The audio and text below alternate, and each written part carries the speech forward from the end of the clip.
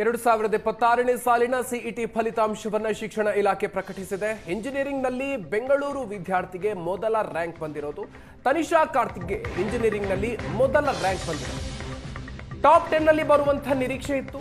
First rank ಬಂದಿದ್ದೀನಿ, ನನಗೆ ತುಂಬಾ ಖುಷಿ ಆಯಿತು ಅಂತ ಹೇಳಿ ರಿಯಾಕ್ಷನ್ ಕೊಟ್ಟಿದ್ದಾರೆ. ಶಿಕ್ಷಕರು ಕೂಡ ತುಂಬಾನೇ ಪ್ರೋತ್ಸಾಹ ಕೊಟ್ಟರು. ಕಂಪ್ಯೂಟರ್ ಸೈನ್ಸ್ ಇಂಜಿನಿಯರಿಂಗ್ ಮಾಡ್ತೀನಿ ಅನ್ನುವಂತಹ ಮಾತನ್ನ ತನಿಷಾ ಅವರು ಏಷ್ಯಾನೆಟ್ ಸುವರ್ಣ ನ್ಯೂಸ್ಗೆ ಹೇಳಿದ್ದಾರೆ. ಇಂಜಿನಿಯರಿಂಗ್ನಲ್ಲಿ ಮೊದಲ ರ್ಯಾಂಕ್ ಪಡೆದಂತಹ ತನಿಷಾ ಸುವರ್ಣ ನ್ಯೂಸ್ ಜೊತೆಗೆ ಮಾತನಾಡುವಂತಹ ಸಂದರ್ಭದಲ್ಲಿ ಈ ರೀತಿಯಾಗಿ ಹೇಳಿಕೆ ಕೊಟ್ಟಿದ್ದಾರೆ.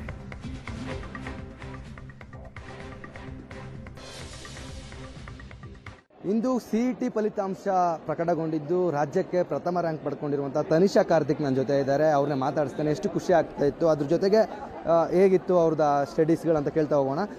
ನನ್ನ ಕನಸು ಯಾವಾಗಲೂ ಟಾಪ್ 10 ಬರಬೇಕಂತ, ಆದರೆ ದೇವ್ರ ದೃಷ್ಟಿಯಿಂದ ಫಸ್ಟ್ ರ್ಯಾಂಕ್ ಬಂದಿದ್ದು ತುಂಬ ಸಂತೋಷ. ನಾನು ಎಲ್ಲ ಶಿಕ್ಷಕರೆಲ್ಲ ನನಗೆ ಫಸ್ಟ್ ರ್ಯಾಂಕ್ ಬರುತ್ತಂತ ಹೇಳ್ತಾನೆ ಇದ್ದರು. ಅದೇ ನನಗೆ ಮೋಟಿವೇಶನ್ ಥರ ಆಯಿತು. ಅದೇ ಅವ್ರು ಹೇಳಿದಂತೆಯೇ ಬಂತು. ತುಂಬ ಸಂತೋಷ. ಎಷ್ಟೊತ್ತು ಓದ್ತಾ ಇದ್ರಿ ದಿನಕ್ಕೆ? ಅಂದರೆ ದಿನಕ್ಕೆ ಒಂದು 10 to 15 ಅವರ್ಸ್ ಓದ್ತಾ ಇದ್ರಾ? ಎಷ್ಟು ಮಲಗ್ತಾ ಇದ್ರಿ, ಹೇಗೆ ಅಂತ? ನಾನು 7 hours ಮಲಗ್ತಿದ್ದೆ. ಕಾಲೇಜ್ನ ಬಿಟ್ಟು 4 ಗಂಟೆ ಓದ್ತಿದ್ದೆ. ಅದು ಓದೋದನ್ನು ಕರೆಕ್ಟಾಗಿ ಮಾಡಬೇಕಂತಾನೆ ನಾನು ಯಾವಾಗಲೂ ನೋಡ್ತೀನಿ. ಎಷ್ಟು ಮಾರ್ಕ್ಸ್ ತೊಗೊಂಡಿದ್ದೀನಿ?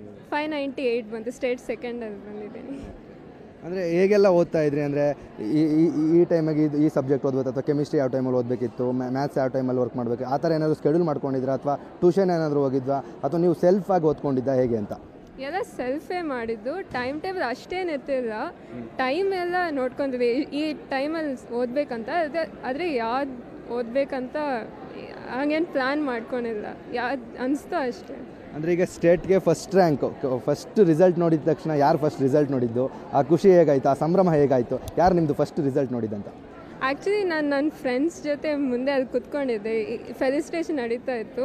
ಹಿಂದೆ ಎಲ್ಲರೂ ಕರೆದು ಫಸ್ಟ್ ರ್ಯಾಂಕ್ ಬಂದಿದೆ ಅಂತ ಹೇಳಿದರು. ಆವಾಗಲೇ ಗೊತ್ತಾಯಿತು ಅಂತ ತುಂಬ ಖುಷಿ ಆಯಿತು. ಅಂದರೆ ಈಗ ನೆಕ್ಸ್ಟ್ ಏನು ಫ್ಯೂಚರಾಗಿ ಏನು ಮಾಡಬೇಕು? ಅಗ್ರಿನಾ, ವೆಟನರಿನಾ, ಇಂಜಿನಿಯರಿಂಗಾ, ಏನು ಮಾಡ್ಬೇಕು ಅಂದ್ಕೊಂಡಿದ್ರೆ ಮೇಡಮ್? ಕಂಪ್ಯೂಟರ್ ಸೈನ್ಸ್ ಇಂಜಿನಿಯರಿಂಗ್ ಮಾಡಬೇಕು ಅಂತ. ಅಂದರೆ ನೆಕ್ಸ್ಟ್ ದೊಡ್ಡ ಆವಿಷ್ಕಾರ ಏನಾದ್ರು ಮಾಡ್ಬೇಕು ಅಂದ್ಕೊಂಡಿದ್ರೆ? ಅದೇ AI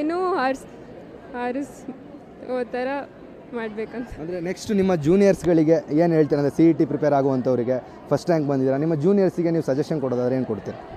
ಅಂದರೆ ನಮ್ಮ ಮೇಲೆ ನಂಬಿಕೆ ಇಟ್ಕೊಂಡು ಶ್ರಮ ಪಟ್ಟರೆ, ಪ್ರತಿದಿನ ಶ್ರಮ ಪಟ್ಟರೆ ಅದು ರ್ಯಾಂಕ್ ಅದೇ ಬರುತ್ತೆ ಅಂತ. ಅಂದರೆ ಓಪ್ ಇತ್ತ ಮೇಡಮ್? ಫಸ್ಟ್ ರ್ಯಾಂಕ್ ಬರ್ತೀನಿ ಅಂತ ಒಂದು ಕಡೆ ಓಪಿ ಇರುತ್ತೆ. ನಿಮ್ಮ ಅಂದರೆ ವರ್ಷ ಪೂರ್ತಿ ಓದಿದ್ರೆ, ಅಥವಾ CET ಎಕ್ಸಾಮ್ ಬಂದಾಗ ಒಂದು 2 months ಓದಿದ್ರಾ, ಹೇಗೆ ಅಂತ? ನಾನು ಫಸ್ಟ್ ಇಯರ್ ಫಸ್ಟ್ ದಿನದಿಂದ ಕನ್ಸಿಸ್ಟೆಂಟಾಗಿ ಓದಿದ್ದೀನಿ, ಅದಕ್ಕೆ ಇಷ್ಟು ಬಂದಿದೆ. ಅಂದರೆ ನೀವು ಯಾವ ಸಬ್ಜೆಕ್ಟಿಗೆ ಹೆಚ್ಚು ಪ್ರಿಫರೆನ್ಸ್ ಕೊಟ್ಟರೆ? ಈಗ ಕೆಲವರಿಗೆ ಮ್ಯಾಥ್ಸ್ ಟಫ್ ಇರುವಂಥದ್ದು, ಕೆಲವರಿಗೆ ಕೆಮಿಸ್ಟ್ರಿ ಟಫ್ ಇರುವಂಥದ್ದು, ಕೆಲವರಿಗೆ ಕಂಪ್ಯೂಟರ್ ಸೈನ್ಸ್. ನಿಮಗೆ ಯಾವುದು ಟಫ್ ಇತ್ತು, ಮತ್ತು ನೀವು ಯಾವುದಕ್ಕೆ ಹೆಚ್ಚು ಒತ್ತು ಕೊಡ್ತಾ ಇದ್ರಿ ಅಂತ? ನನಗೆ ಎಲ್ಲ ಸಬ್ಜೆಕ್ಟು ಚೆನ್ನಾಗೇ ಬರ್ತಿತ್ತು. ಟಫ್ ಅಂತ ಏನಿಲ್ಲ. ನನಗೆ ಜಾಸ್ತಿ ಇಷ್ಟ ಅಂದರೆ ಮಾತು, ಅದನ್ನು ಸ್ವಲ್ಪ ಜಾಸ್ತಿ ಮಾಡಿದೆ. ಆದರೆ ಪ್ರಾಬ್ಲಮ್ ಯಾವುದಲ್ಲೂ ಇರಲಿಲ್ಲ. ಎಸ್, 2 ವರ್ಷ ಕಠಿಣ ಶ್ರಮ ಪಟ್ಟರೆ ಖಂಡಿತವಾಗೂ ಸ್ಟೇಟ್ಗೆ ಮತ್ತೊಬ್ಬರು ಫಸ್ಟ್ ರ್ಯಾಂಕ್ ಬರ್ಬೋದು ಅನ್ನುವಂಥದ್ದು ತನಿಷಾ ಕಾರ್ತಿಕ್ ಅವರ ಮಾತುಗಳಾಯಿತು. ಕ್ಯಾಮ್ರಾ ಪರ್ಸನ್ ಮಹೇಶ್ ಜೊತೆ ಸುಮನ್, ಏಷ್ಯಾನೆಟ್ ಸುವರ್ಣ ನ್ಯೂಸ್, ಬೆಂಗಳೂರು.